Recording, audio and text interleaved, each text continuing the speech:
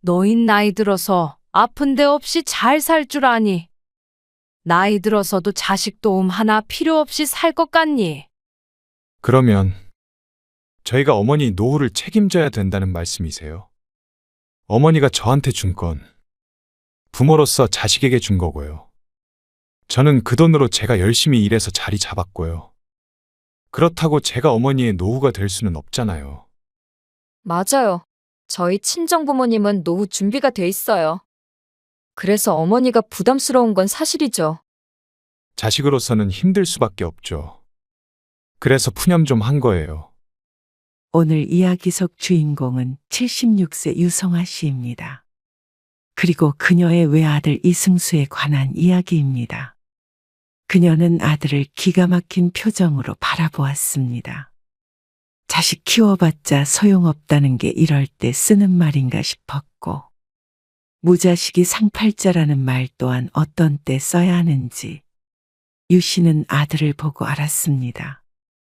그동안 아들을 키우며 쓴 돈을 전부 모았으면 죽을 때까지 아무것도 안 하고 놀고 먹다 갈 수도 있었습니다.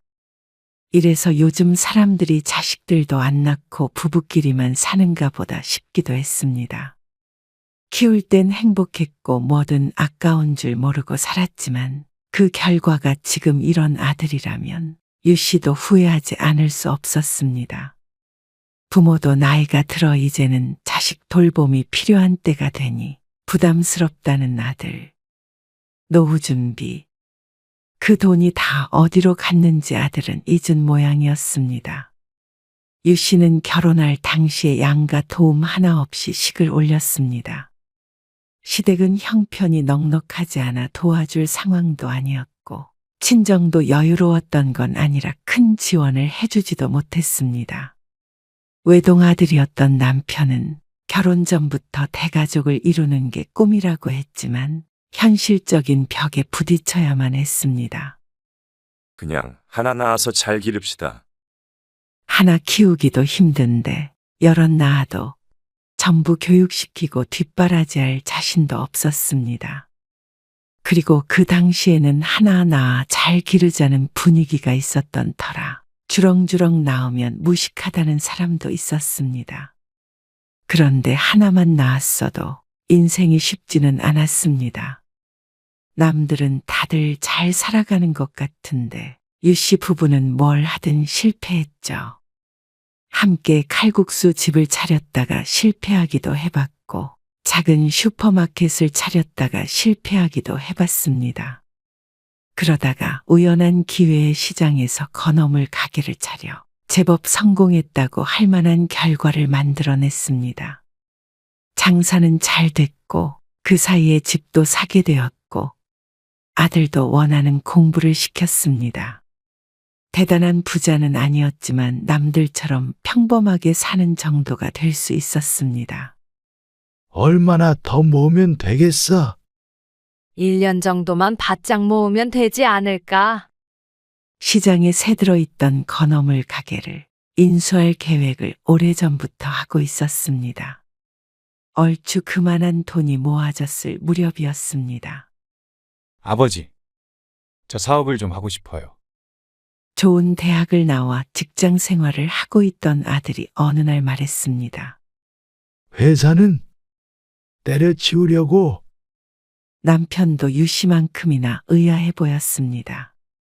아무래도 그래야 사업을 하겠죠. 무슨 사업? 그러자 휴대폰 관련 사업을 하겠다는 아들. 유 씨도 남편도 전혀 알지 못하는 분야이기 때문에 이러쿵 저러쿵 말을 얹지는 못했습니다. 다만 안정적인 월급을 주는 직장을 그만둔다는 것이 마음에 걸렸습니다. 그리고 이어지는 아들의 말에 더욱더 염려가 됐습니다. 아직 모아둔 돈이 많지가 않아서요. 조금 도움을 주셨으면 좋겠어요. 모아둔 돈도 없이 어떻게 사업을 한다는 거야? 초기 자금이 좀 필요하니까요. 자신은 있는데 어머니 아버지가 조금만 도와주시면 꼭 성공할 수 있어요. 간절하게 말하는 아들. 하지만 유 씨 부부도 여유 자금은 건어물 가게를 옮길 돈뿐이었습니다. 근데 갑자기 왜 휴대폰 사업을 한다는 거야? 아, 그게 아는 후배가 그걸로 정말 큰 돈을 벌었거든요. 그 후배가 도와준대요. 남편은 아들의 대답을 탐탁지 않아 했습니다. 가게를 우리가 인수할 건데 그 돈 모으려고 엄마 아빠가 고생 많이 했다. 아들도 그건 모르지 않을 것이었습니다. 알죠? 1, 2년 안에 회수해서 갚을게요. 꼭. 그러면서 이미 사직서를 냈다는 아들. 그 말에 남편도 한숨을 쉬며 수락했습니다. 직장도 그만뒀다는 아들을 백수로 만들 수는 없었으니 말이죠. 그렇게 아들은 회사에서 나와 휴대폰 사업을 시작했습니다. 그리고 1년이 돼도 2년이 돼도 빌려간 돈을 갚겠다는 말은 없었습니다. 아직은 그렇게 수익이 날 때가 아니에요. 은근히 물어보면 돌아오는 대답은 늘 아직이었습니다. 어쩌겠어. 우리도 사업할 때 몇 번을 실패했잖아. 다 그러면서 성장하는 거겠지. 씁쓸하게 말하는 남편. 하지만 유 씨 부부와 아들은 다른 점이 있었죠. 유 씨는 직접 번 돈으로 실패한 것이고 아들은 부모의 돈으로 실패했다는 점이었습니다. 남편은 단호한 척해도 아들 일이라면 외면하지 못했습니다. 그리고 그건 유 씨도 마찬가지여서 빌려간 돈 갚으라고 독촉도 한 번 못했습니다. 그렇게 몇 년간 죽어라 고생해서 남편과 함께 돈을 다시 모았습니다. 그래서 원하던 대로 가게는 인수할 수 있었지만 유 씨는 혼자가 되었습니다. 지병으로 남편은 세상을 떴고 반년이 채 지나기도 전에 아들은 갑작스런 소식을 전해왔습니다. 결혼할 친구가 있어요. 기쁜 소식이었지만 마냥 기뻐할 수만도 없었습니다. 가게를 인수하며 목돈을 쓴 터라 아들 결혼시킬 만한 돈이 안 되었습니다. 그래도 아들이니 집 한 채는 해줬으면 했는데 쉽지 않을 것 같았죠. 결혼할 거면 너도 모아둔 돈이 있는 거지? 그런데 30 넘은 아들의 입에서 황당한 말이 나왔습니다. 모아둔 돈은 많지는 않아요. 최근 들어 사업이 잘 된다고 몇 번 이야기를 들었는데 모아둔 돈은 없다는 아들. 아직은 투자를 더 많이 해야 돼서요. 한참 힘들다가 자리 잡기 시작한 지 얼마 안 됐다고 말했습니다. 그래도 수입이 있으니 결혼한다고 했겠지만 그래도 아무것도 없는 상태로 하는 결혼 생활이 얼마나 힘든지 알기 때문에 앞날이 깜깜해 보였습니다. 저희는 지원해 줄 만큼 넉넉지가 않아서요. 상견례에서 예비 사돈이 말했습니다. 집을 양가해서 반씩 해주자는 말에 대뜸 돈이 없다며 고개를 젓는 예비 사돈. 돈 있으면서 안 도와주면 나쁜 부모지만 없는 걸 어쩌겠어요. 저희 먹고 살기도 바빠서 그리고 솔직히 이렇게 일찍 결혼하겠다고 할 줄은 몰랐고요. 20대 후반인 예비 며느리를 두고 하는 말이었습니다. 아니면 작은 집을 구하거나 전세로 구해도 되고요. 유 씨는 가지고 있는 선에서는 최대한 지원을 해줄 생각이었습니다. 그런데 상대방의 반응이 웃겼습니다. 솔직히 우리 딸이랑 나이 차이도 많이 나는데 반반 하자고 할 줄은 몰랐네요.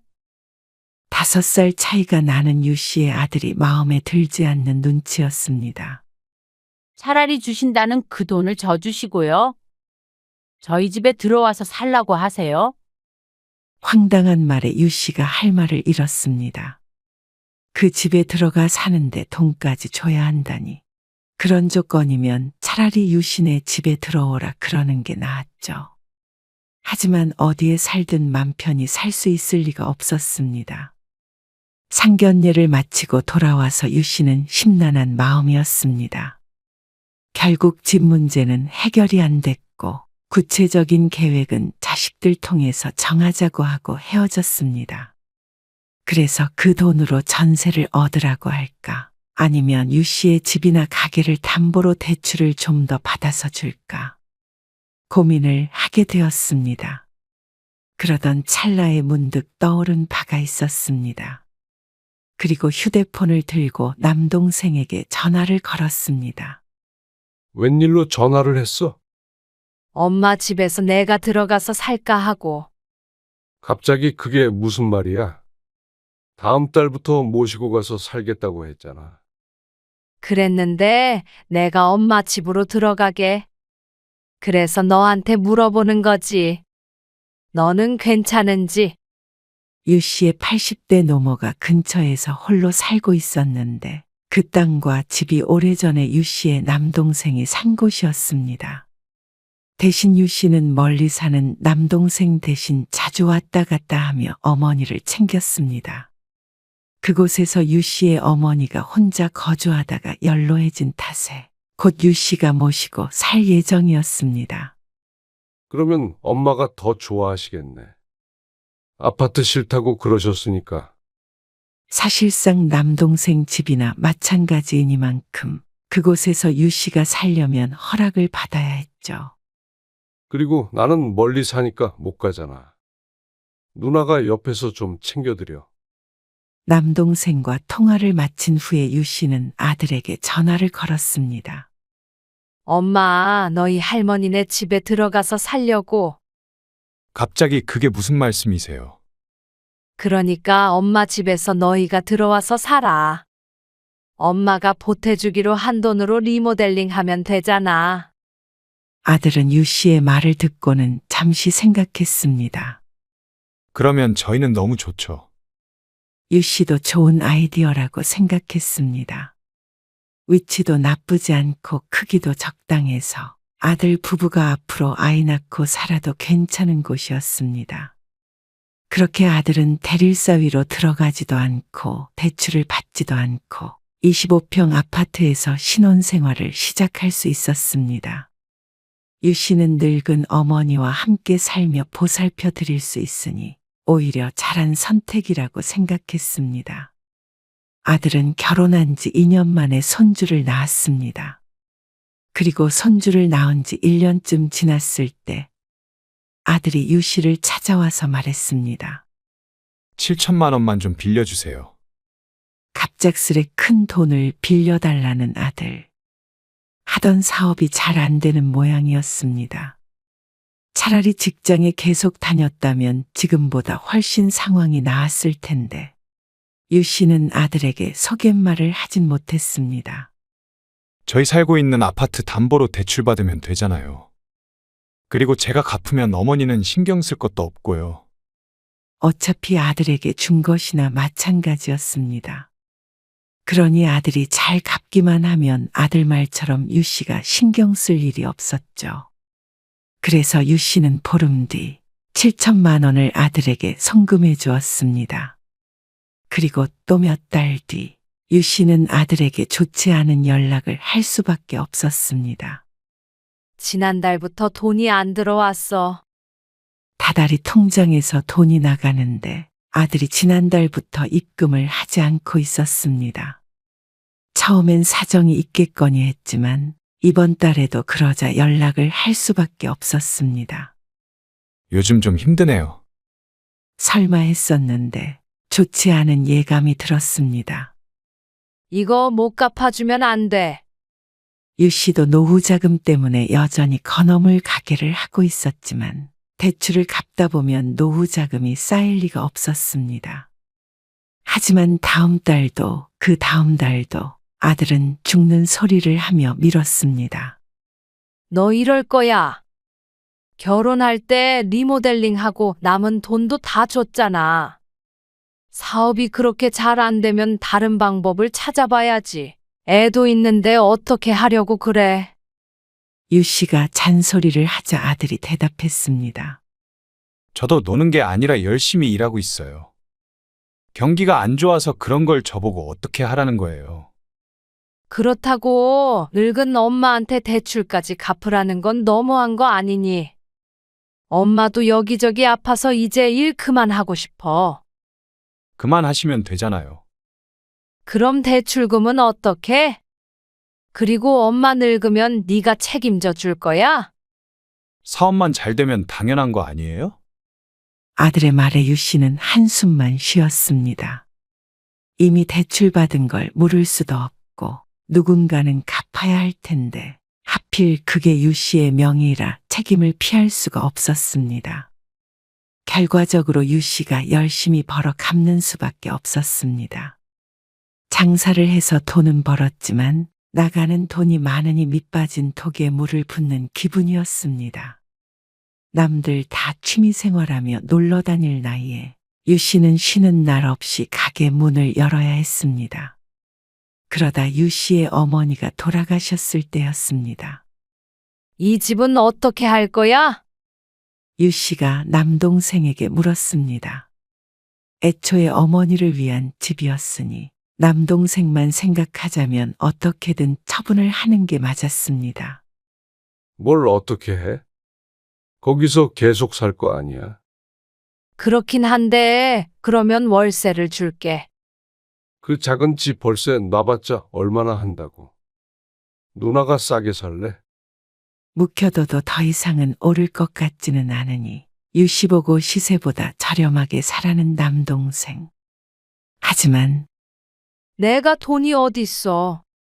오래전 남동생은 저렴하게 샀다지만 지금 시세로 따지자면 꽤나 비쌀 것이었습니다. 내가 샀던 돈만 줘.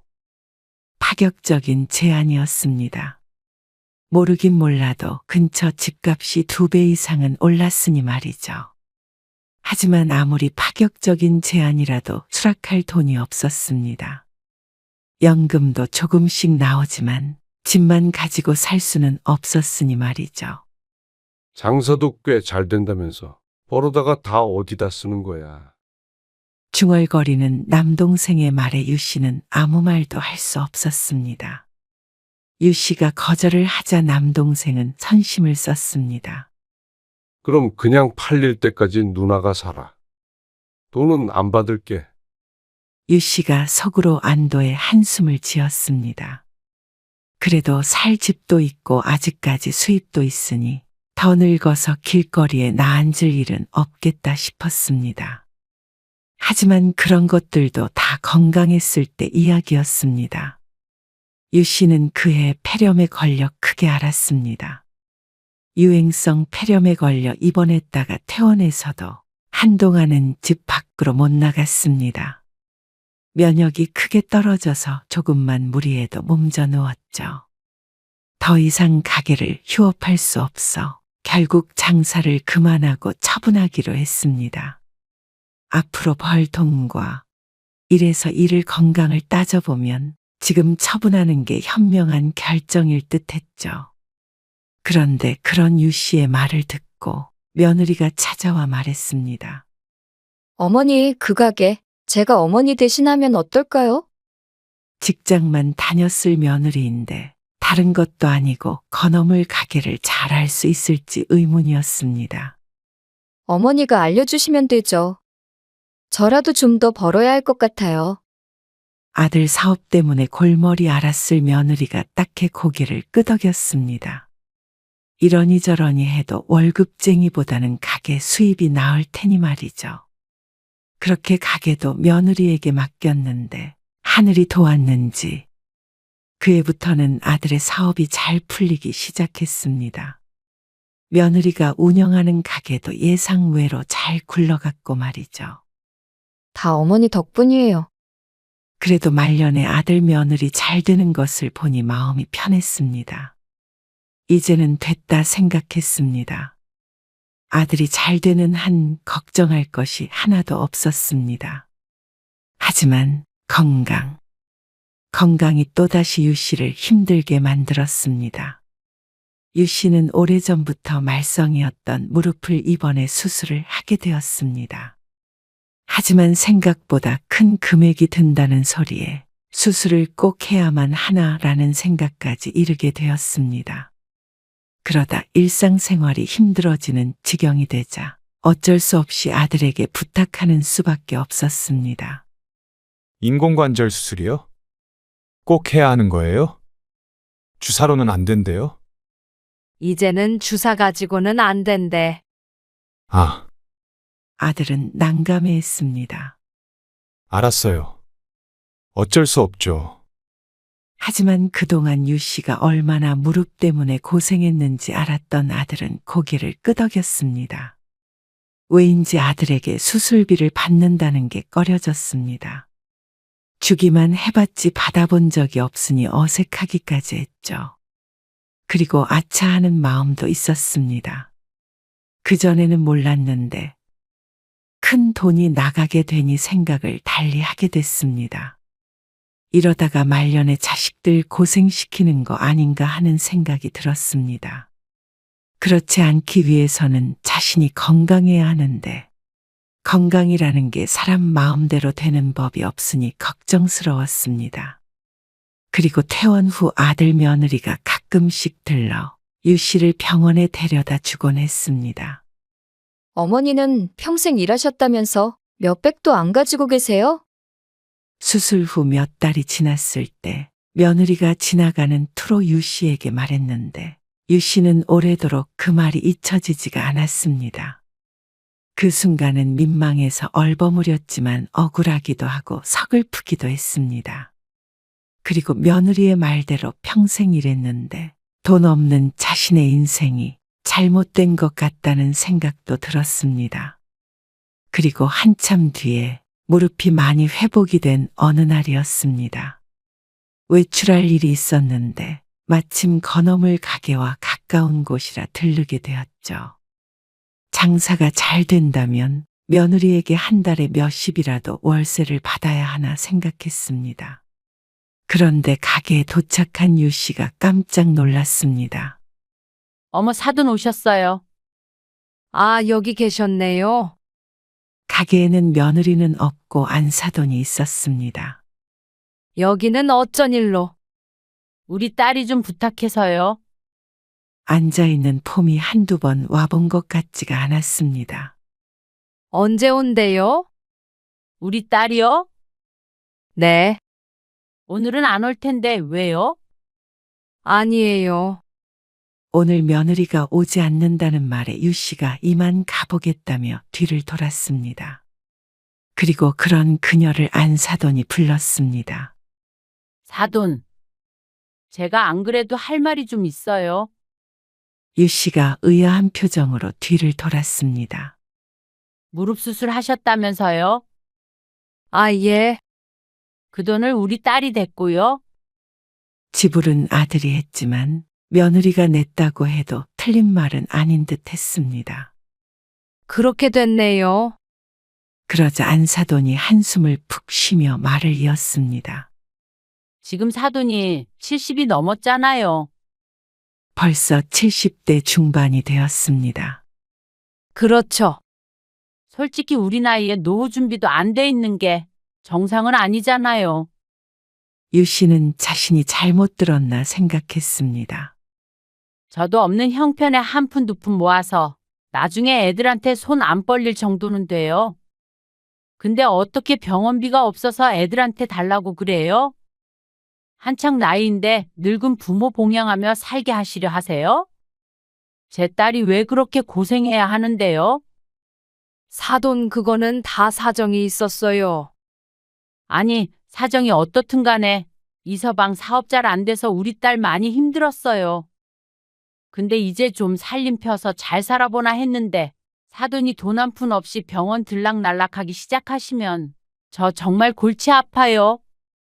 유 씨는 기가 막혀서 말이 안 나왔습니다.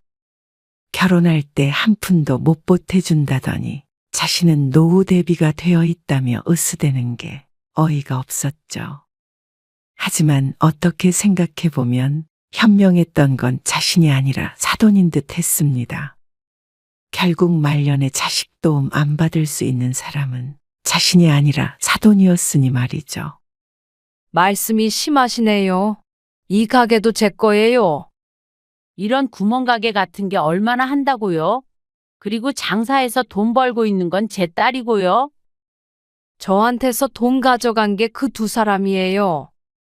저는 적어도 자식들 힘들 때 외면하지 않았어요. 그리고 제 건강은 제가 알아서 하겠습니다. 나이 들어서 아들 며느리한테 의탁해서 살 생각 없어요. 걱정 마세요. 그런 말을 하고 나와 버렸지만 정말로 그럴 수 있을지는 자신이 없었습니다. 실제로도 그런 말을 하고 얼마 안 돼서 유 씨는 병원에 가게 되었습니다.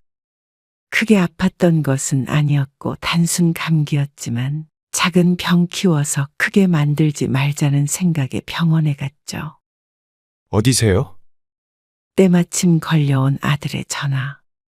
병원에 왔어. 그러자 아들의 한숨 소리가 들려오는 듯 했습니다.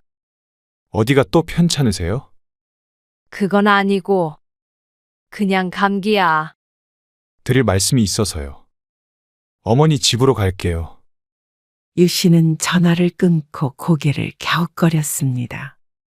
집으로 찾아올 만큼 중요하게 할 말이 있나 싶었습니다. 유 씨가 병원에서 나와 집에 도착했고 몇 분 지나지 않아서 아들이 며느리와 함께 집으로 들어왔습니다. 무슨 할 말이 있길래 여기까지 왔어? 그게 저희 살고 있는 집이요. 그게 지금 어머니 명의잖아요. 이제 저한테 주셔도 되지 않을까 해서요. 그거는 네가 그때 세금 많이 낸다고 안 된다고 했잖아. 아들이 결혼할 당시에 사돈의 성화에 잠깐 그런 의논도 한 적이 있었는데 아들이 세금이 어쩌고 저쩌고 하여 그대로 놔두기로 한 것이었습니다. 그리고 아파트에 관한 자잘한 세금들은 모두 유 씨가 냈고 대출도 받아서 아들 대신 유 씨가 갚아야 했습니다. 그런데 이제 와서 그 명의를 달라는 아들이 이상했습니다. 돈 버는데 세금이 무서워서 증여를 못 받겠어요? 어차피 자식이 너 하나인데 지금 받아야 해? 이것도 아들이 유 씨에게 했던 말이었습니다. 유 씨가 죽으면 자연히 아들에게 갈 집이기 때문에 그때 아들의 말을 듣고 고개를 끄덕였던 기억이 있었습니다. 미리미리 정리해야죠. 어차피 준 것이나 마찬가지였던 아파트. 이렇게 찾아와서 이전에 달라는데 거절하는 것도 이상했습니다. 하지만 사돈이 유 씨에게 했던 말을 떠올리자 선뜻 그러겠다고 하는 것도 마음에 걸렸죠. 고민하다 아들의 재촉에 어영부영 고개를 끄덕인 유 씨. 그런데 아들 며느리의 대화를 우연히 듣고는 유 씨는 마음을 고쳐먹었습니다. 애를 사돈에게 맡겨놨다며 저녁은 못 먹겠다고 아들 며느리가 일찍 자리에서 일어났습니다. 둘이 나가고 얼마 안 돼서 유 씨도 자리에서 일어났습니다. 답답해서 바람 좀 쐴 겸 나갔다가 아직 가지 않고 옆 건물 골목 사이에 서 있는 아들 며느리를 발견했습니다. 아들은 담배를 피우며 앞에 며느리를 세워두고 대화를 나눴습니다. 오늘도 병원 다녀오셨다며. 앞으로 돈 나갈 일 천지야. 병원비며 생활비며 우리가 다 감당해야 하는 거 아니야? 나도 모르겠다. 당신이 모르면 누가 알아? 수술비도 나한테 상의도 안 하고 냈잖아. 그 얘긴 끝났잖아. 앞으로는 안 그러기로 했잖아. 앞으로 또 그런 일 있으면 어떻게 하게? 아, 나도 몰라.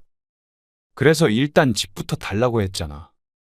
그건 결혼할 때 원래 해주시려고 했던 거고. 가게에서 나오는 돈도 있는데 병원비 몇 번 냈다고 이래? 지금까지 낸 것 때문이 아니라 앞으로를 말하는 거지. 어머니는 우리를 보험으로 생각하시는 거 아니야? 남들도 다 그 정도는 받고 결혼해. 근데 그렇다고 해서 시부모 부양하며 살 의무가 생기는 건 아니잖아. 그러면 우리 노후 준비는 어떻게 해? 그래서 어떻게 하라고? 집 받고 어머니랑 연이라도 끊으란 거야? 아니, 왜 나를 나쁜 사람을 만들어? 상황이 답답하니까 그렇지. 100세 시대라는 말이 나는 제일 무서운 것 같아. 어머니 뒷바라지를 20년 넘게 더 해야 된다는 소리잖아. 며느리의 말에 아들은 인상을 쓴 채로 말없이 담배만 태웠습니다. 아들 며느리의 대화에 유 씨가 충격을 받은 건 내심 자식에게 바래왔기 때문인지도 몰랐습니다. 가진 걸 다 주었으니 아들이 잘 되면 자신의 노후도 생각해 주길 아주 조금이라도 마음속으로 바랬던 것 같았습니다. 아니라고 생각했지만 인간의 마음이란 똑같은 것이니 말이죠. 그제서야 유 씨는 후회가 됐습니다. 사돈이 똑똑했고 자신이 멍청했습니다. 그렇게 해서 아들이 잘 되면 유 씨도 행복할 줄 알았습니다. 하지만 자식도 부모처럼 생각하는 것이 아님을 몰랐던 것이죠. 아들이 담배를 다 태웠는지 골목을 나왔습니다. 그러고는 서 있는 유 씨를 발견했죠. 어머니, 왜 나와 계세요? 산책하려고. 아들과 며느리가 유 씨의 눈치를 보았습니다. 너희 나이 안 들을 줄 아니? 유 씨도 아들이 원망스러울 수밖에 없었습니다.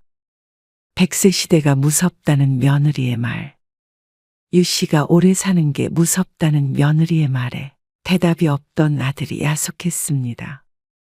그러면 저희가 어머니 노후를 책임져야 된다는 말씀이세요? 아들이 입을 열었고 유 씨는 총이라도 맞은 듯 했습니다. 어머니가 저한테 준 건 부모로서 자식에게 준 거고요. 저는 그 돈으로 제가 열심히 일해서 자리 잡았고요. 그렇다고 제가 어머니의 노후가 될 수는 없잖아요. 차가운 아들의 말에 유 씨는 눈물을 흘렸습니다. 어머니가 노후 준비가 안 돼 있으면 자식으로서는 부담스러울 수밖에 없죠. 그래서 푸념 좀 한 거예요. 그래, 그러면 내가 준비해놨던 내 노후는 돌려줘라. 무슨 말씀이세요? 너희가 쥐고 있는 것들이 다 너희 거니? 그게 누구 것인지 잊고서 그런 소리 하는 거야.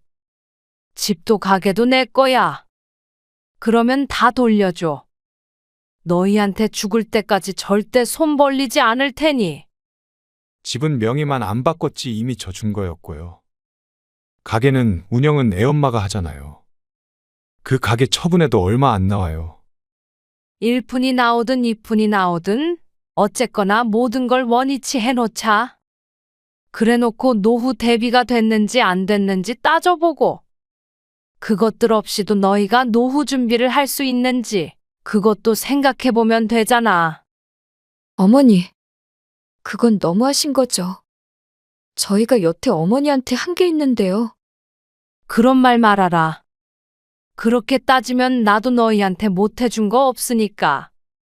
아무리 자식이라고 해도 부모 껍데기까지 벗겨가려고 하니. 그냥 서로 해주지도 말고 바라지도 말자. 그렇게는 못하겠어요. 왜 못해? 너 세금 무서워했잖아. 좋은 방법 알려주는 거야. 내 돈 내가 다 쓰고 죽으면 누구도 세금 안 낼 거 아니니? 가게는 내일부터 출근하지 말어라. 바로 처분할 거니까. 어머니, 그리고 집도 이번 주 내로 비워라. 그것도 처분할 거니까. 그게 그렇게 쉽게 될 줄 아세요? 내 집을 내가 왜 못 처분해? 너희가 안 나간다면 시간이 조금 걸릴 뿐이지. 결국엔 쫓겨나게 될 거야. 이참에 너희 힘으로 다시 시작해봐라. 유 씨는 아들 며느리를 뒤로하고 집으로 들어가 버렸습니다. 눈물은 흘렀지만 마음은 어느 때보다도 단단했습니다. 이렇게 굳은 결심을 언제 해봤나 싶었죠.